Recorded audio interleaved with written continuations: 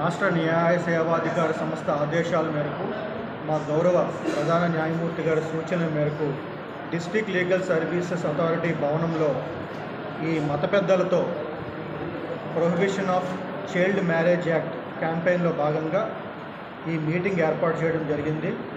ఈ మీటింగ్లో నాతో పాటు డీసీపీఓ రమణ గారు, అలాగే ఎల్ఏడిసి చీఫ్ ఆఫీస్ నాయుడు గారు, అలాగే సీనియర్ న్యాయవాది ప్రసాద్ గారు పాల్గొనడం జరిగింది. హిందూ మత పెద్దలు, ముస్లిం మత పెద్దలు, అలాగే క్రిస్టియన్ మత పెద్దలు భారీగా రావడం జరిగింది.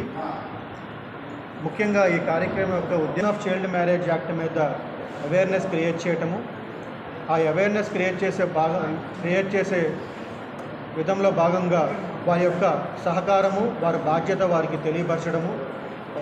మరి ఈ యొక్క యాక్ట్ సక్సెస్ఫుల్గా ఇంప్లిమెంట్ కావాలంటే ప్రతి ఒక్కరి కంట్రిబ్యూషన్ కావాలి. దానిలో భాగంగా ఈ కమ్యూనిటీ లీడర్స్ కంట్రిబ్యూషన్ కూడా మరి ముఖ్యంగా అవసరము.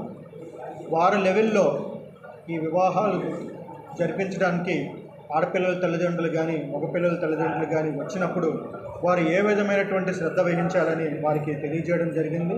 వారు కూడా మా యొక్క ఆదేశాలు తూచా తప్పకుండా పాటిస్తాము. అది మా ప్రధాన న్యాయమూర్తి గారు దృష్టిలో పెడితే వారు మాకు ఆదేశాలు ఇవ్వడం జరిగింది. ఆ ఆదేశాల అనుసారంగా మేము డీసీపీఓ రమణ గారికి తెలియజేయడం జరిగింది. మరి వారి యంత్రాంగంతో, ఆ పోలీసు యొక్క సహకారంతో వారు ఆ వివాహాన్ని జరగకుండా వారు నిషేధించగలిగారు, వారు ఆపగలిగారు.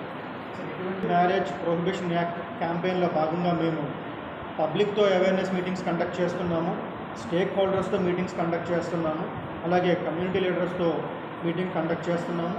ఎవరెవరైతే ఈ బాల్య వివాహాలు నిషేధించడానికి ఎవరెవరి పాత్ర అయితే ఉంటుందో, ఎవరెవరైతే అసోసియేట్ అవుతారో వారందరినీ మేము కలుపుకొని పోతున్నాం.